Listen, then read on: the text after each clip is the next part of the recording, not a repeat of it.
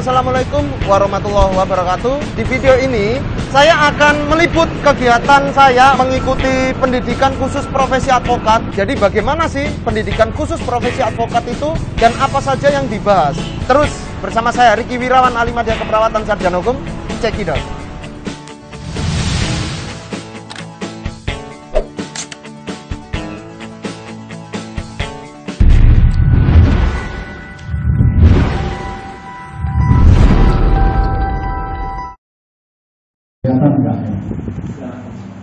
Mungkin teman-teman yang di luar, yaitu saya mengenai memberikan tentang pra-peradilan. Jadi ini kebalik. Jadi saya dulu dipra terus dengan teman-teman itu. Jadi saya informasikan, jadi saya dulu sering dipra oleh teman-teman itu, yaitu di Polres Tabes Surabaya. Jadi yang dipra itu bukan saya, tetapi yang dipra itu institusi. Jadi institusi itu, yaitu yang kalau yang dipra itu, jadi yang dipra itu institusinya. Contoh, ya, dia melakukan penangkapan. Ya, penangkapan mungkin tidak diberikan surat perintah. Oke lah, dikasih waktu 24 jam, sudah dikasih surat perintah, tapi tahu-tahu langsung ditahan, ya kan? Tetapi kalau ditahan, maknanya seorang advokat harus teliti administrasi penyidikan itu bagaimana. Surat perintah penyidikan harus tahu, dasar-dasarnya harus tahu. Kalau sama nggak tahu dasar-dasarnya susah. Makanya pentingnya kalau memang menjadi kira-kira sampai ikut dengan kerajaan Musa itu mesti harus pintar itu. Kalau orang yang ditahan di jaksa itu yang bagaimana administrasinya kan itu kan, nah, administrasinya ada syarat-syaratnya. Kalau memang seorang yang bisa ditangkap itu, apalagi ditahan itu kan memang harus dasarnya harus ada seprindik, dan seprindik nomornya harus benar. Ternyata kalau nomornya tidak benar ya batal surat perintah penyidikan. Apalagi ada nomornya, yaitu nomor seprindik berapa atasnya, nanti di dalam dasar kan ada. Nah, kembali mengenai tadi ya, undang-undang advokat. Jadi ini data itu harus tahu dulu ya, Undang-Undang nomor 18 tahun 2003. Nah, di dalam undang-undang tersebut termasuk di dalam lembaran negara ya, tahun 2003 nomor 49 ya, kemudian nomor 4228 ya, itu disebutkan ya, ada hal yang baru lagi, istilah advokat itu disebut dan berstatus sebagai penegak hukum ya, penegak hukum yang bebas dan mandiri, yang dijamin oleh hukum serta wilayah kerjanya meliputi seluruh wilayah negara Republik Indonesia.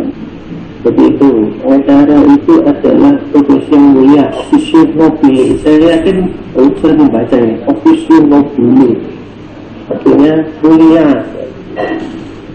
Jadi kita ini harus bahkan wajib melakukan pembelaan kepada semua orang tanpa membedakan latar belakang orang tersebut, belakang apa misalnya ras, warna kulit, agama, budaya, ya kaya atau miskin, harus melakukan pembelaan kepada seluruh masyarakat. Nah, kalau saya gedang ya, apa sih fungsi dari pengacara ini? Misalkan dari segi kepentingan tersangka, misalkan ya, misalkan kita punya klien ya, dan kita ini sudah ditetapkan sebagai tersangka. Nah, Bapak Ibu nanti sebagai seorang advokat itu fungsinya mendampingi dan membela tersangka. Materi yang akan saya sampaikan ini berkaitan dengan legal opini dan legal due diligence. Sebatas pengertian awal secara umum, maka yang dinamakan legal opini itu adalah pendapat hukum, dan yang kedua tentang legal due diligence yaitu tentang audit hukum. Ya, jadi profesi advokat ini ya tidak bisa dipersamakan ya. Profesi advokat itu adalah profesi yang mulia. Ibaratnya profesi advokat itu adalah profesi advokat itu ibaratnya itu ya, jadi memberikan suatu analisa. Artinya apa? Karena advokat yang profesional itu adalah advokat yang skillnya ya, kemampuan skillnya itu di atas rata-rata. Makanya kalau kita bicara advokat, maka kita harus bicara skill yang dinamanya good skill ya. Ada good intelektual, ada good skill, dan ada good attitude atau good moral ya. Jadi advokat yang handal itu terdiri dari 3 unsur kalau menurut saya. Pertama adalah good intelektual, good skill, dan ketiga adalah good morality ya. Itu jadi advokat yang baik itu adalah advokat yang mempunyai moral yang baik, mempunyai skill yang baik, dan mempunyai intelijen yang baik ya, kemampuan yang baik ya. Yang dimaksud dengan legal opini itu adalah pandangan atau pendapat ya, intinya di sini ya. Atau namanya legal critical ya, ada namanya legal kritik ya, kritik hukum ya. Nah, setelah melihat definisi di atas, maka dapat disimpulkan bahwa pengertian legal opini secara umum adalah suatu dokumen tertulis yang dibuat oleh advokat untuk kliennya, di mana advokat tersebut menuangkan pandangan atau pendapat hukum sebagaimana yang diterapkannya terhadap suatu fakta hukum tertentu dan tujuan tertentu ya. Ini yang di paragraf 2 ini adalah intinya ya. Jadi pendapat hukum itu pasti dokumen tertulis ya. Pendapat hukum itu pasti dokumen tertulis. Apa isinya? Memberikan atau menuangkan pandangan atau pendapat hukum sebagaimana yang diterapkannya terhadap suatu fakta hukum terhadap fakta tertentu dan tujuan tertentu. Assalamualaikum warahmatullahi wabarakatuh. Waalaikumsalam. Selamat siang. Ya, Dan alhamdulillah semuanya masih segar ini. Ya, yang di sini masih segar. Mungkin yang di luar, yang kunjung di luar lebih segar lagi.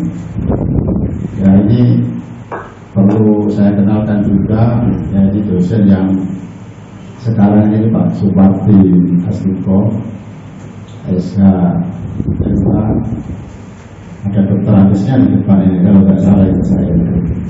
Nah, ini juga bukan hanya mengenal teori, juga pelaku gitu, di bidang advokasi dalam praktek pidana, dan dia pun juga mantan penyidik di Polda Jatim. Jadi dia di Tribun Polda Jatim rumah saya. Jadi silakan nanti kalau teman-teman yang tanya, termasuk rekan-rekan di luar, ya kalau persilakan yang bertanya, ya kurang lebih waktunya mungkin 1,5 jam. Jadi yang sudah memahami teori, yang sudah mulai pelaku, terus berhadapan dengan advokat juga biasa, dan sekarang memberikan pembelajaran kepada rekan-rekan semuanya. Nah, saya kira dari saya langsung saya serahkan kepada Bapak Dosen Supardi untuk dilanjut. Terima kasih.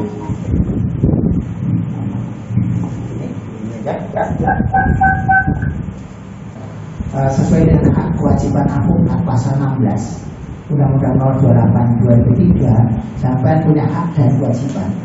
Hak sampai adalah menerima honor dari klaim yang sampai bela. Kewajiban sampai adalah membela dia.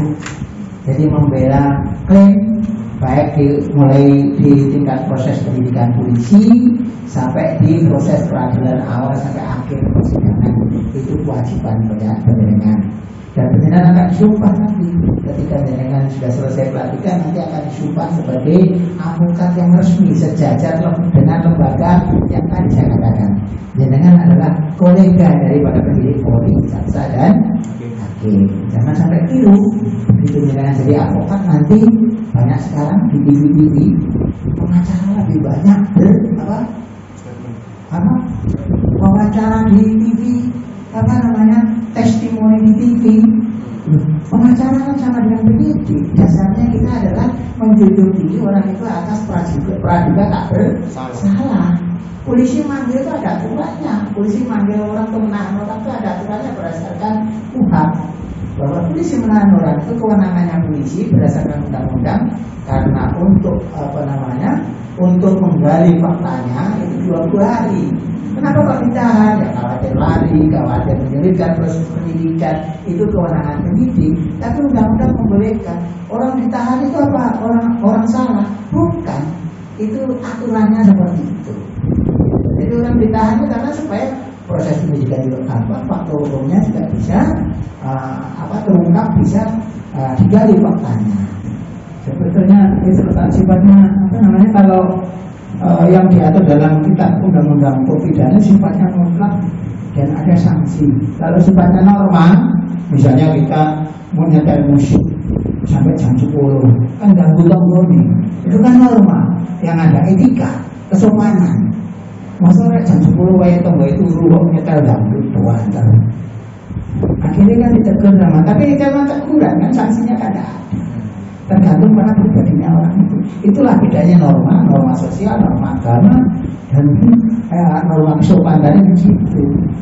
Nah, polisi tidak bisa langsung mengatur tentang norma ini, gitu. Kecuali sifatnya sudah menjelekkan atau apa istilahnya, penodaan, pencemaran tentang agama. Kayak Pak Ahok, sebetulnya enggak, Pak Ahok itu sebenarnya enggak. Dia pidato, cuma pidato itu ada yang menjelaskan itu. Tapi karena kepentingannya politik, yang tidak suka dengan Ahok di sana, akhirnya Ahok bagaimana caranya Ahok terus keluar. Akhirnya Pak Amin sendiri, Pak Wakil Presiden ngomong, saya bersaksi karena waktu itu terpaksa. Contohnya seperti itu. Kan kasihan kalau seperti itu apa? Karena tidak paham, dia ada di lembaga itu, dia disuruh bersaksi, tapi bersaksi salah. Kasihan sebetulnya untuk pejabat setinggi itu kalau pejabat jadi wapres, tapi bersaksinya salah. Saya bersaksi karena terpaksa. Enggak boleh. Namanya bersaksi kan berdasarkan fakta yang dia lihat. Sama dengan ini kalau kita periksa penyidik memeriksa tersangka. Jadi apapun yang dilakukan ya dituangkan dalam BAP. Terlepas dia ngaku atau tidak, nanti akan di cross check dengan saksi lain, alat bukti yang lain. Gitu. Jadi bukan mengajar pengakuan, namanya penyidik itu tidak bisa mengajar pengakuan orang.